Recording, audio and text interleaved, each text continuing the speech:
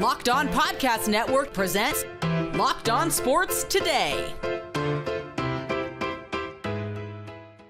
It's injuries, heartbreak, and a 1-4 start for the Ravens after Baltimore was throttled by the Houston Texans. Also, Denver marched into Philadelphia and did the dang thing against the Eagles. And the Bills made some sloppy mistakes in a stunning home loss to the Pats. I'm Peter Bukowski, starting your day with the can't-miss stories and biggest debates in sports. You're Locked On Sports Today. Searching all major sports. Found.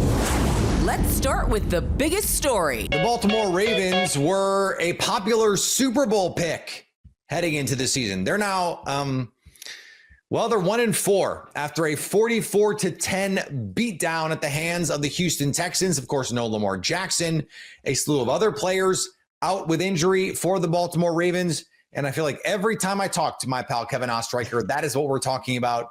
Injuries, heartbreak, something catastrophic that has befallen the Baltimore Ravens.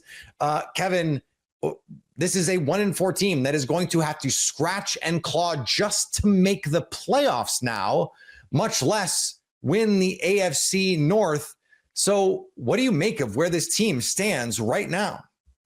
Oh, it's certainly not good. I mean, anytime you're 1-4 and you have the expectations that the Ravens had coming into this year, there are no excuses. Yes, they're banged up. No Lamar Jackson, no Kyle Hamilton in this game. No, a lot of other people either. It was a long list, 6 Pro Bowlers on the inactive list for Baltimore on Sunday. But this is a Houston Texans team, just in this particular instance, that their offense was middling to almost bad in a lot of categories. They were the second worst third down offense, the second worst red zone offense. And the Ravens allowed them to look like a 4-time Super Bowl winner out there with how CJ Stroud and company looked. And so, it's tough all the way around because you just look at the product on the field. You hear what, for example, what John Harbaugh is saying to the media, some of these players, and it just feels like the entire team is lost, dejected. It's like a rudderless ship right now that there's no land in sight for this Ravens team. And you have a very mad Rams team coming to Baltimore next week. So you might be looking at 1-5 heading into the bye week. And at that point, you're probably done because, like you said, you have to win almost every single one of your games while the schedule does open up. I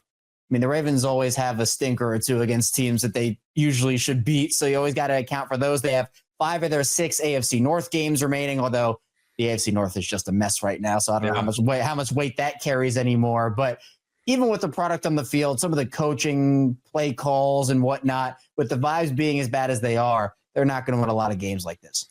Yeah, and that's the tough part for the Ravens. It's sort of like, okay, where do you go? You thought this defense was going to be worse than like one of the 2 or 3 worst defenses in the league. Certainly you thought that. And then Lamar Jackson, I mean, you're not going to win a lot of games with a backup quarterback. That's just part of the deal. But this offense wasn't exactly breaking records with Lamar Jackson. Does it make you think any differently, Kevin, about the way this season opened, particularly that Bills game, like how different the season might feel had they not blown that game? And, I'm sure we can talk about a couple other fumbles and things that happened later in the season as well. Yeah, I mean, it certainly adds context. You're feeling a lot better at 2-3 than you are at 1-4 if you secure that Bills game in week 1. And or maybe get one stop against the Lions. I don't know. Maybe I'm just here. A stat that I'll throw out to you is in these 2 last blowout losses, the Ravens defense, they've been on the field for 20 possessions. They forced a punt on 2 of those possessions. Every other possession, there was 1 missed field goal. They also have not forced a turnover either. So it's not like these drives running in turnovers. It's touchdowns, it's field goals. It's 2 of them were just end of game. The game's over. Get off the field. Yeah. But it's really bad right now. And, Zach Orr, the Ravens defensive coordinator, he said he heard of a saying from a player after the game in week 4 where a player was like, pressure causes you to break records. And let me tell you, the Ravens are on track to break a lot of records defensively, but not in the way that I think Zach Orr was anticipating that quote going right now. They are the worst defense in the league by a long shot. And, it's not that the Ravens are losing because, again, like you play the Bills and the Lions and the Chiefs. Those are all like really top of the line Super Bowl contenders. And even though the Chiefs didn't start off great, like you still, that's the team that's been running the AFC here. Right? I mean, yeah, exactly. And even the Texans, like they're not a great team, like relative to those other teams, but they still won the AFC South last year and they still have that pedigree. But it's just how they're losing these games, whether it was like the Bills in week 1 with the comeback from Buffalo, or that Lions game where, the Lions just come in and out physical you on your home turf. These two last blowout losses. Tough. It's like, if you had told me, hey, the Ravens lost to the Bills, the Chiefs, and the Lions in the first weeks of the season, I'd be like, yeah, man, okay, that's tough, but they're really good teams. But it's how they're losing, and you can't really take, like, I try to, Peter, to find a good thing to come out of this Texans loss. The way I describe it is it was 44-10, and it didn't even feel that close. Like that's how bad the game was. There was one big play on offense from Cooper Rush to Zay Flowers, but every other time the Ravens stepped on that field, offensively, defensively, or even special teams wise, it was just disaster. What is the number that would make you feel 100% confident that John Harbaugh is going to be back? What is the number of wins? You mean like during this season? Like, is there a number this year where you go, if they only win X number of games, I'm not confident he's going to be back? My number is Super Bowl. That is my number. I think that it is Super Bowl or bust for John Harbaugh, because you can't. Look, the definition of insanity is doing the same thing over and over again and expecting different results. And I think for John Harbaugh, I mean, it's reaching an all-time breaking point. This might be, the way they're playing is the worst team in Ravens franchise history. And the vibes right now might be the worst that we've ever seen for this Ravens team. Lamar Jackson is going to be 29 at the end of this season. That's not old for a quarterback, but he's certainly not 24 anymore. You've wasted 3 opportunities, 2019, 2023, and 2024 to win Super Bowls here. I thought you had 3 great chances there. You come into this year, great all-time roster. I think this was probably the best roster the Ravens have ever had in their franchise history. And for it to look this bad, even with the injuries, I mean, Kyle Shanahan's not using that as in this Houston, San Francisco right now. Really? Every team deals with them. So to me, I think for John Harbaugh, he's feeling the pressure. The team is feeling the pressure. But I think, again, like, even if they can turn this around and make the playoffs, if they just lose in the divisional round again, I mean, the Ravens want to hang like made the divisional round banners in their stadium? Like, again, that's not what they're working for. Harbaugh has been really great over the course of his tenure in Baltimore. Obviously, the season's not over yet, but if this one ends in disappointment, I think this could be the end of the line for him in Baltimore. Stay up to date all year on the Baltimore Ravens by subscribing to Locked On Sports Today and Locked On Ravens on your favorite podcast app or on YouTube. You're Locked On Sports Today. Coming up, the Eagles are undefeated no more after losing to the Broncos. Before we get to that, Cam Ward and the Titans picked up their first win of the season in the most ridiculous fashion. The NFL season is here, and FanDuel is making sure you're ready for the weekend with a can't-miss offer. Right now, new customers can bet just $5, and if your bet wins, you'll get $300 in bonus bets to use across the app. I love using FanDuel because it fits how I like to bet in the moment. Player props, building a same-game parlay, or even jumping in on the action live as it unfolds. It's quick, it's easy, and it's the best way to add a little more energy to Sunday. So are you ready to play? Download the FanDuel app now by visiting FanDuel.com to get started. That's FanDuel.com to place your first $5 bet.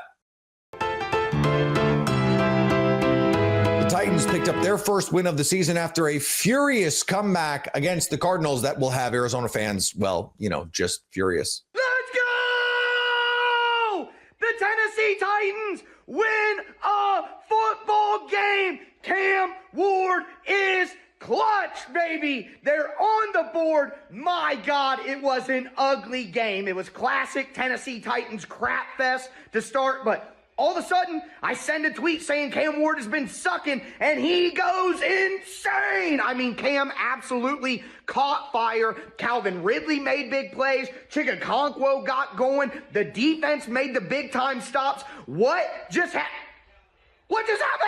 The Tennessee Titans won a football game, baby. It was ugly. It was drunk. It was insane. But my God, it was a win. Cam Ward so absolutely clutch. Calvin Ridley caught the ball. I mean, what an incredible time. Get to Locked On Titans right now. We are going off. The Bucs won a thriller against the Seahawks. The official mantra of the 2025 Buccaneers is, it wasn't pretty, but they got the job done. James Yarko here of Locked On Bucs, talking about the Buccaneers' 38-35 victory over the Seattle Seahawks, where Baker Mayfield finished 29 of 33 for 379 yards and a touchdown, and yet another last-minute game-winning drive, thanks in large part to a touchdown pass that he had to Sterling Shepard to tie the game. Then pressure by Antoine Winfield Jr. leads to an interception by Levante David inside Seattle territory. The Bucs are able to run the clock all the way down, and with 3 seconds left, Chase McLaughlin kicks another game winner. The Bucs now move to 4-1, tied atop the NFC East, along with the Philadelphia Eagles and the Detroit Lions. More on this and all things Buccaneers over on Locked On Bucs, 5 days a week, part of the Locked On Podcast Network, your team every day. Over on the diamond, the Yankees went down 2-0 in the division series as the Blue Jays shelled them in game 2. A brutal, unbelievable, depressing loss for the New York Yankees, and don't let a late comeback effort fool you. They played terrible, and you got exactly what you couldn't have out of Max Fried. You got a pathetic effort out of him, pathetic effort out of the hitters. No one came through where they needed to. You didn't start to try and score runs until late. It didn't matter that you scored those runs late because the game was far over at that point. You actually discovered the Blue Jays bullpen is awful. Did it matter? None of it mattered. I'm Brian McKeon from Locked On Yankees, and I'd be wrong if I didn't tell you that I was absolutely unbelievably upset. This is the worst case scenario. They're down 2-0 in the series. They're coming home. I guess that's a little bit of a positive, but this was a lackluster, pathetic effort out of them. We'll talk about it all on Locked On Yankees live immediately after the game. Terrible. The Denver Broncos were on the verge of a dispiriting loss. And then in Philadelphia, they score 18 straight in the fourth quarter, come back to beat the Philadelphia Eagles, the previously undefeated Philadelphia Eagles, 21-17. Cody Rourke from Locked On Broncos joins me now. And Cody, what flipped in the fourth quarter for Denver? Bo Nix suddenly flipped. The offense just figured out how to find rhythm somehow. I mean, Peter, anyone watching that game, when it was 17-3 after Saquon scored a touchdown to open up the second half, that we have not seen the Broncos claw their way back from a deficit or even from a performance like this.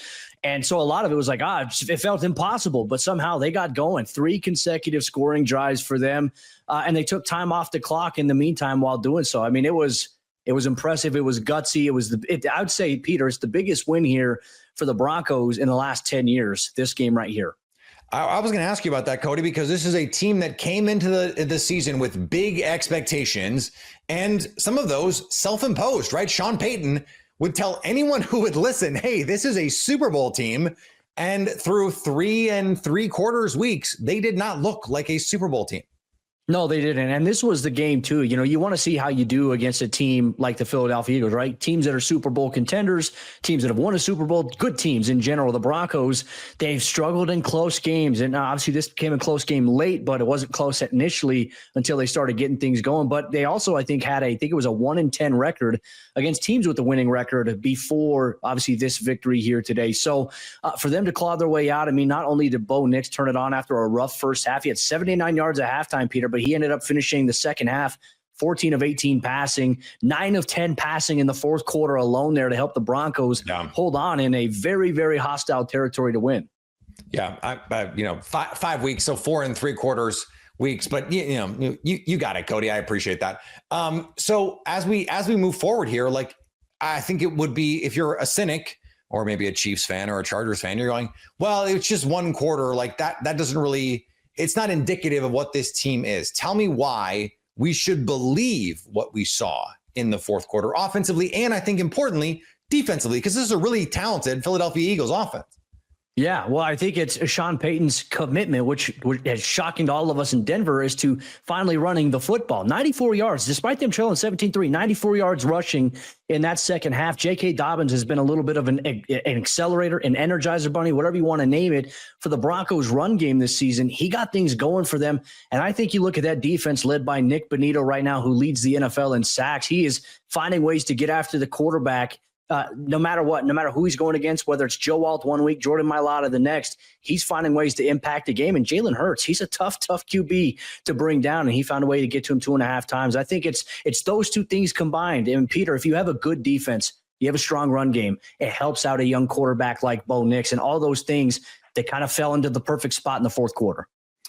This is a team that has been looking for something from the running game. You mentioned J.K. Dobbins, 20 for 79 and a touchdown. They played a little bit with RJ Harvey. I think if you're a fantasy football fan, you're going, hey, can you play my guy RJ Harvey a little bit more here? How do they find some consistency with this offense? Because it can't just be fits and starts if they want to compete with the best of the best in the AFC, which, by the way, we still don't know who that is. It still could be Denver. It's early.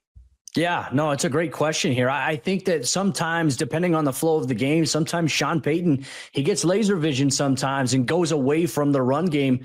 We've seen in 2 consecutive games against Cincinnati on Monday night on a short week for Denver, and this game, sticking with the run game and being patient with it, allowing things to open up, whether it's J.K. Dobbins or whether it's R.J. Harvey impacting things as a pass catcher out of the backfield, which is something that he did in this game.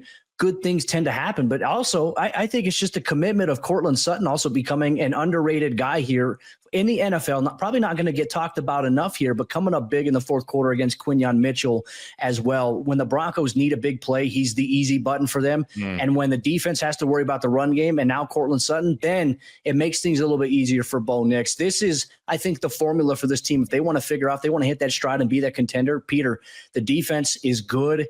The run game can be the supporting foundation of this, and it can help out Bo Nix. This is the way if the Broncos are going to contend. Stay up to date all year on the Denver Broncos by subscribing to Locked On Sports Today and Locked On Broncos on YouTube or your favorite podcast app. Coming up, the Patriots made things ugly against the Bills. The Patriots tried to make things ugly against the Bills, and it worked. Locked On Patriots host Nick Cattles broke down New England's biggest win in, well, quite some time. That is by far the biggest moment of Drake May's NFL career, going into Buffalo. Prime time with just over 2 minutes left.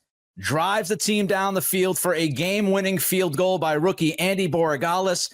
A true great moment from Drake May. 2 or 3 incredible plays late in this game. The 1st and 10 play right off the bat, somehow, some way gets it to Stephon Diggs, who had a huge night and moves the chains. That could have been a drive killer right there. Then Kayshon Boutte down the sidelines. Perfect throw in between the cornerback and the safety. And then don't overlook the scramble. He keeps the clock running. He gets the football to his kicker for the game-winning kick with just seconds left on the clock. A huge win for Mike Vrabel, a huge win for Drake May, a huge win for the New England Patriots. We're going to react about this game right at Locked On Patriots. You don't want to miss it. What a win by the Pats. And finally, it's been a brutal Sunday for preseason optimism. Texas and Penn State, the AP polls number 1 and 2 teams just a month ago, have each vanished from the top 25 after losses to unranked teams. That's the first time this has happened since 2022. Penn State's free fall from number 2 to unranked came after losing to previously winless UCLA. That ties the second biggest drop in poll history. Texas, meanwhile, fell out after a 29-21 loss at Florida, its first unranked week in nearly 2 years. Once the sport's 2 presumed heavyweights, the Longhorns and Nittany Lions are now left outside looking in, while Miami surges back to number 2 and Ohio State keeps the top spot just barely. If you're catching this episode after hearing your favorite Locked On show, make sure to subscribe to Locked On Sports Today on YouTube or wherever you get podcasts so you never miss an episode. Also, if you're a new subscriber to Locked On Sports Today, we're here for you with the biggest stories in sports every day. Coming up, the Chiefs found some offensive momentum last week, but can they keep it going against the Jags? So at least until tomorrow, stay locked on sports today. Locked On Podcast Network presents Locked On Sports Today. For more episodes of Locked On Sports Today, go to our video on demand. Click on Sports at the top of your screen. There, you'll find past episodes of Locked On Sports Today, plus other Locked On shows on demand.